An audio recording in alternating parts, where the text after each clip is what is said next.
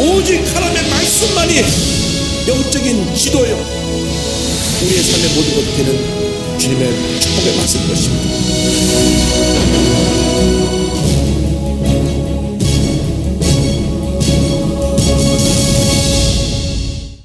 오늘 마가복음 3장 20절 이하의 말씀을 가지고 예수님의 사역과 사탄의 역사에 대한 이런 제목으로 함께 말씀을 공부하도록 하겠습니다.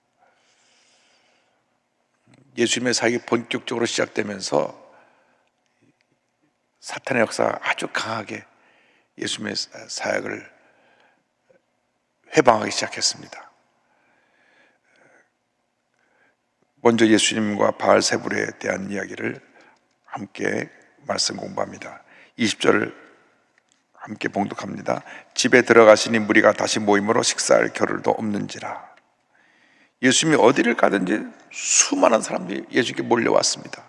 예수님 옷자락에 손을 대려고 했고, 예수님이 손을 얹어서 안수라도 해주시길 바랬고, 예수님이 무슨 말씀 하시든지 그 말씀을 사모하는 가고 말씀을 듣기 위해 사람이 몰려왔습니다.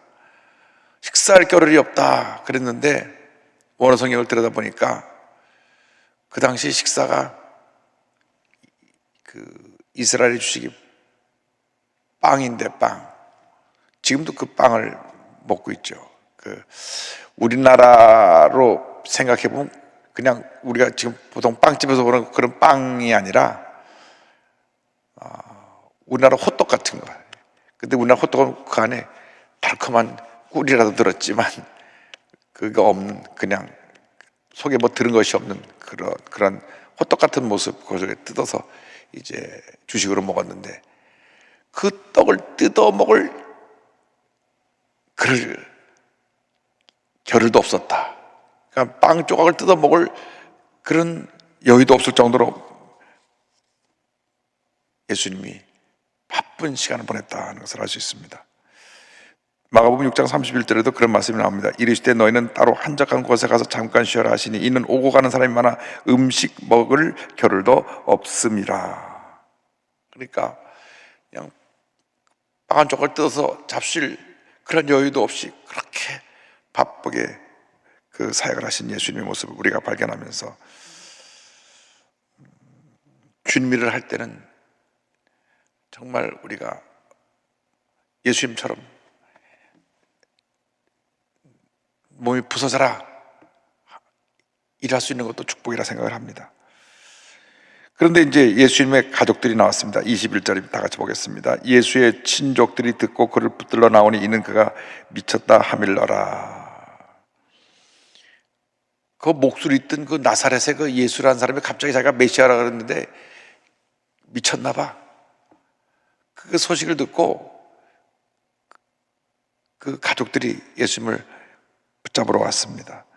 요한복음 7장 5절에 이렇게 설명합니다. 이는 그 형제들까지도 예수를 믿지 아니함이러라.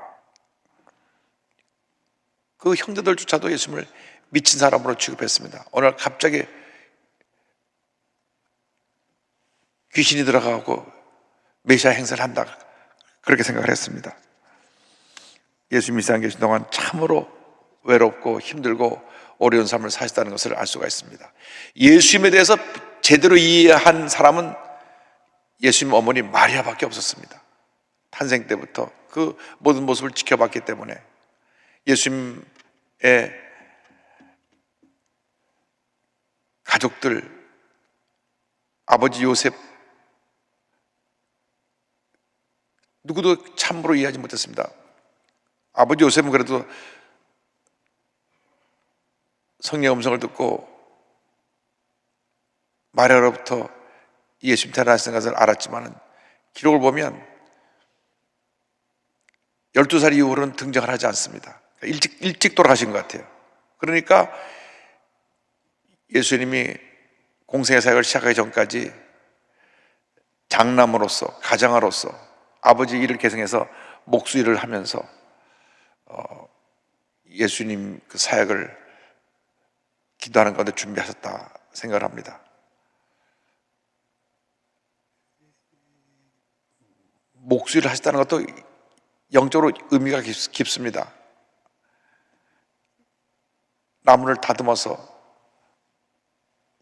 집을 만들고 가구를 만드는 걸 보면 예수님이 하신 일이 모나고 못되고 문제인 사람들을 다듬어서 사람 만들어서 제자로 쓰시고 하나님의 자녀로 세우셔서 주님을 하게 하시는 그 역할을, 영적인 목수 역할을 하신 것인데, 영적인 목수가 되시기 전에 이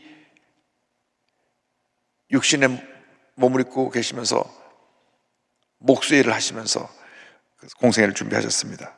그런데 예수님이 참 외로우셨어요. 마태복음 8장 20절 보니까 예수께서 이르시되 여우도 굴이 있고 공중의 새도 거처가 있을 때 인자는 머리 둘 것이 없다 하시더라. 정말 외롭고 힘들고 고통스러운 삶을 사셨던 예수님.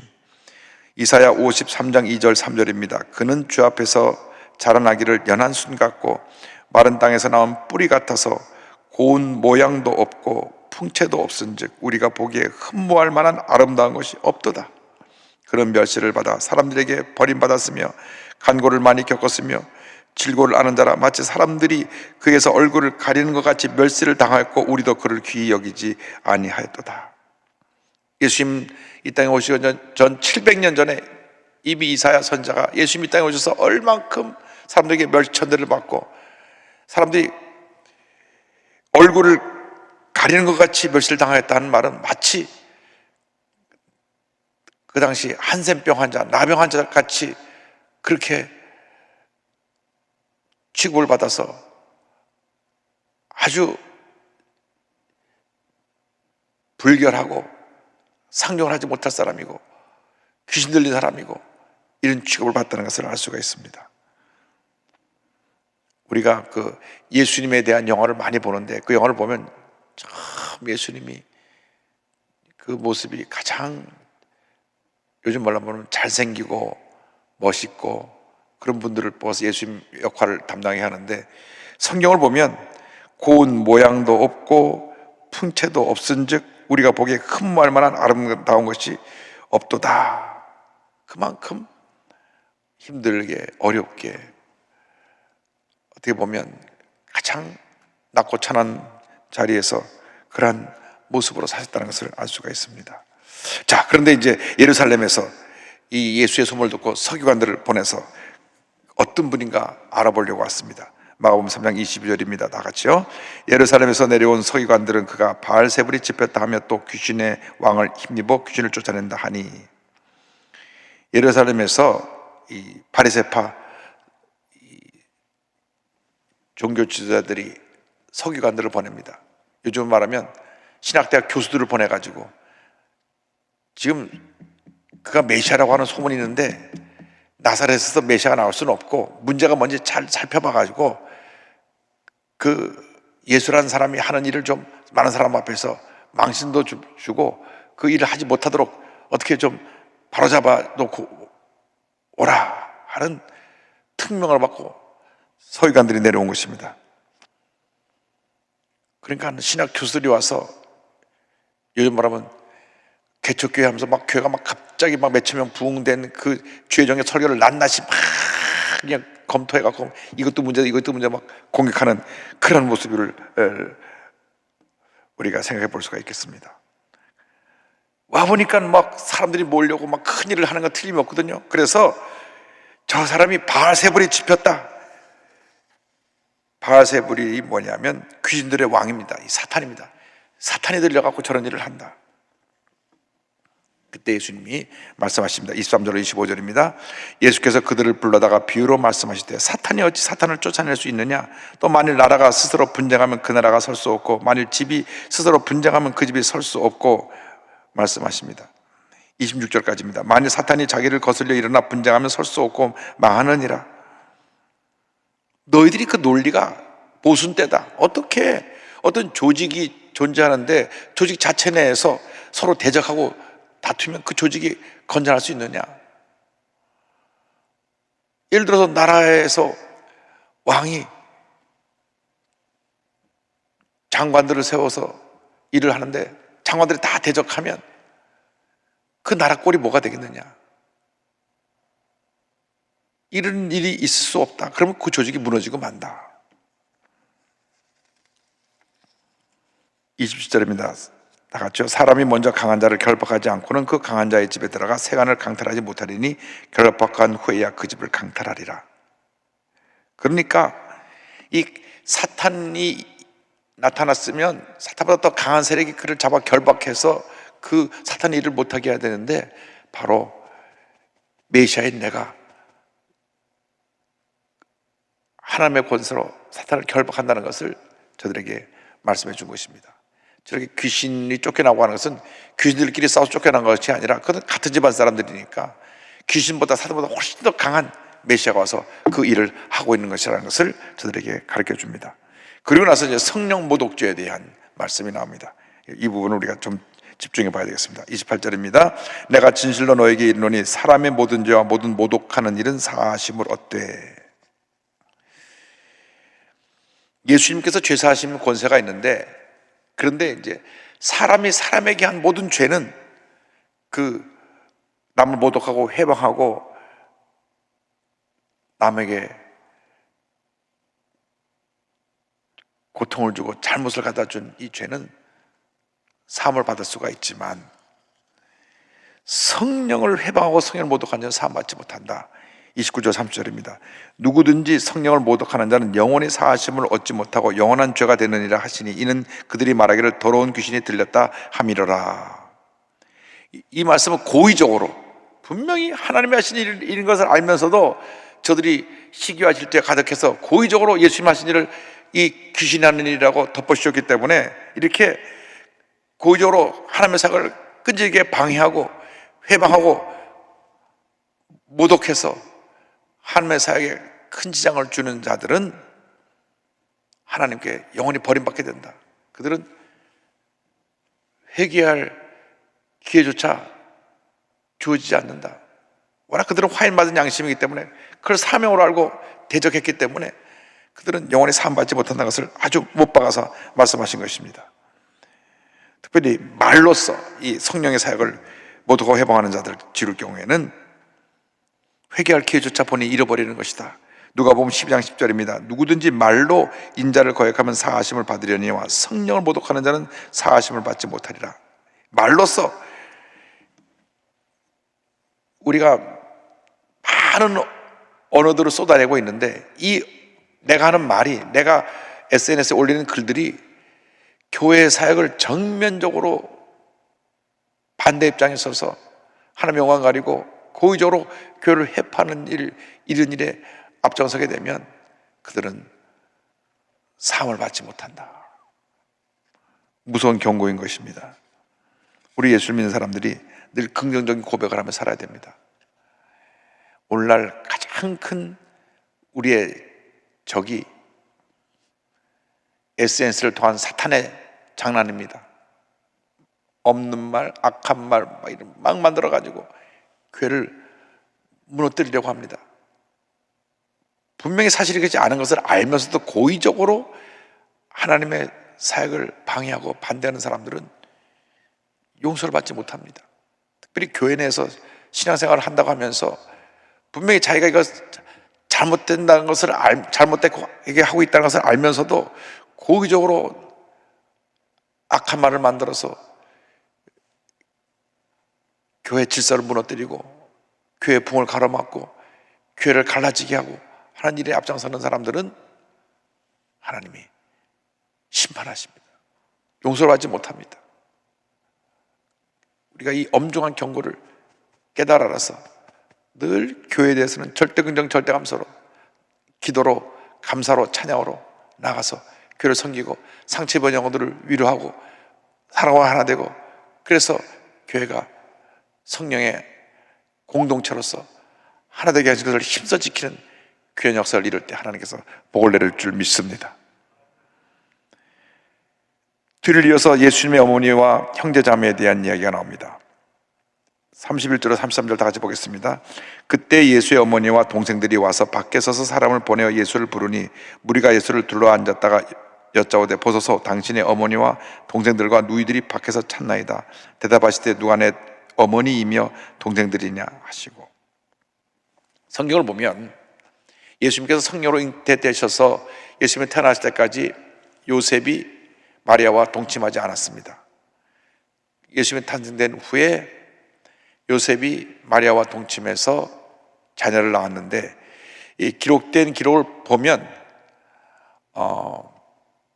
최소한 4명의 아들과 2명 이상의 딸을 낳았던 것을 알 수 있습니다. 마가복음 6장 4절 보면 그 이름이 나옵니다. 이 사람이 마리아 아들 목수가 아니냐, 야고보와 요셉과 유다와 시몬의 형제가 아니냐, 그의 누이들이 우리와 함께 여기 있지 아니하냐 하고 예수를 배척한지라. 이게 보니까 야고보, 요셉, 유다, 시몬 4 아들을 그 후에 마리아와 요셉이 낳았고, 누이들이라 하니까 복수입니다. 그러니까 최소한 2명 이상, 누이가 아니라 누이들이니까 2명 이상의 또 여동생들이 태어났으니까 최소한도 그 요셉과 마리아 사이에 태어난 6명 이상의 동생들이 있었습니다. 근데 이 사람이 그 나사렛 집에 동생들 많은 집에 목수가 아니었느냐, 이것을 보면 아버지가 일찍 세상을 떠나서 이 예수님이 아버지의 가업을 물려받아서 목수를 했던 것을 다 알고 있었어요. 그래서 우리가 다 너희 동생이 누군지 알고 다 아는데 뭐 네가 메시아라고 그러느냐. 그래서 예수님을 비난했고, 또 여기 동생들이 바로 여기 와 있는데 네가 어떻게 메시아라고 할 수 있느냐 하는 그런 의미도 담겨 있습니다. 34절 35절을 보겠습니다.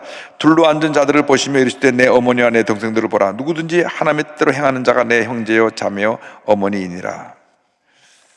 이 예수님께서 이게 육신의 형제들에 대해서 자꾸 얘기를 하니까 영적인 의미에서 진짜 그 메시아의 형제자매들은 이런 육신적인 관계가 아니라 하나님의 뜻대로 행하는 그 일을 하는 자가 참된 가족이다. 우리가 예수 믿고 하나님 자녀가 되어서 예수님이 맏형 되시고 우리는 그 동생들이 됐는데, 그러한 것을 유지하는 길은 하나님의 뜻대로 행하는 것입니다. 마태복음 12장 50절입니다. 누구든지 하늘에 계신 내 아버지의 뜻대로 하는 자가 내 형제요 자매요 어머니이니라 하시더라. 그래서 우리의 삶에 가장 중요한 것은 하나님의 뜻입니다. 마태복음 6장 10절입니다. 나라가 임하시오며 뜻이 하늘에서 이루어진 것 같이 땅에서도 이루어지이다. 그러니까 우리에게 중요한 것이 하나님의 뜻이 어디 있느냐, 하나님의 뜻. 마태복음 7장 21절입니다. 나더러 주여 주여 하는 자마다 천국에 들어갈 것이 아니요 다만 하늘에 계신 내 아버지의 뜻대로 행하는 자라야 들어가리라. 그래서 예수님이 정확하게 하나님의 자녀가 되는 기준을 말씀하셨습니다. 하나님의 뜻대로 행하는 자. 우리가 찬송을 부른 것처럼 내 평생 소원 이것뿐 주의 일 하다가 이 세상 이별하는 날 주 앞에 가리라. 이것이 우리들의 삶의 모습이 되어야 합니다. 내 평생 소원 이것뿐 주의 일 하다가, 이 주일이라는 것이 꼭 교회에서 직분을 맡은 것뿐이 그 주일이 아니라 우리가 어디서 무엇을 하든지 하나님 영광을 나타내는 것이 다 주일입니다. 법원에서 판사가 하나님의 주신 양심을 갖고 바로 판결을 내는 것이 주일입니다. 검찰이 하나님의 주신 양심을 갖고 죄진 자를 잡아놓고 죄 안 진 사람은 풀어주는 것, 이것이 주일입니다. 이것이 뒤집히면 주일을 역행하는 것입니다. 선생님이 학교에서 잘 가르치는 것이 그 주일입니다. 학생은 학교에서 공부를 잘하는 것이 그 주일입니다. 비즈니스를 하는 사람은 사업을 잘해서 그 사업에 이익을 남겨서 하나님의 영광을 위해서 귀하게 쓰는 것, 이거 주일입니다. 그 사업하는 사람은 사업을 잘해야 됩니다. 이렇게 힘들고 어려운데도 보니까 미국에 예수 잘 믿는 사람들은 지금도 돈을 잘 벌어요. 왜? 좋은 일에 많이 있으니까 자꾸 돈을 더 벌게 해줍니다.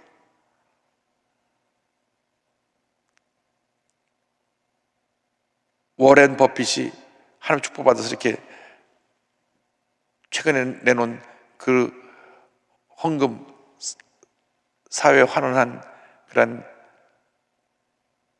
기금이 어느 기록 보니까 뭐 50조가 된다 그래요. 어려워도 예수 믿는 사람들에게는 하나님이 주님 뜻대로 살 때 복을 주시는 것입니다. 사업하는 사람이 사업을 잘하는 것이 또 주님 일입니다. 운동하는 사람 운동 잘하는 것도 주일입니다. 운동하는 사람은 부단하게 노력을 합니다. 주일이에요.